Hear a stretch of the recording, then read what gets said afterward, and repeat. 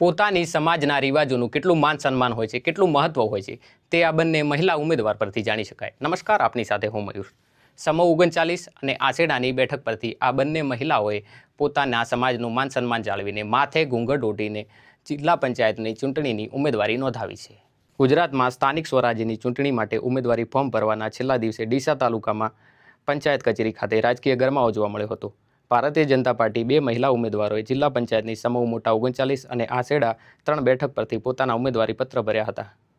જિલ્લા પંચાયતની સમૂહ મોટા 39 બેઠક પરથી સદરપુર ગામના અને ભીલડી ભાજપ મંડળના પૂર્વ પ્રમુખ પનસિંહ સોલંકીના પત્ની કપિલાબેન પનસિંહ સોલંકીએ વિવિધ રીતે ઉમેદવારી પત્ર રજૂ કર્યું હતું. ભાજપનો ગઢ ગણાતી આ બેઠક પર કપિલાબેન ઉમેદવારી કાર્યક્રમમાં ઉત્સાહ જોવા મળ્યો હતો.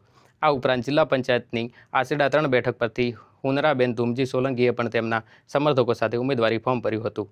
બંને ભાજપ મહિલા ઉમેદવારોએ પરંપરાગત ઘૂંઘટમાં ફોર્મ ભરવા પહોંચતા કચેરીમાં સૌનું ધ્યાન ખેંચાયું હતું.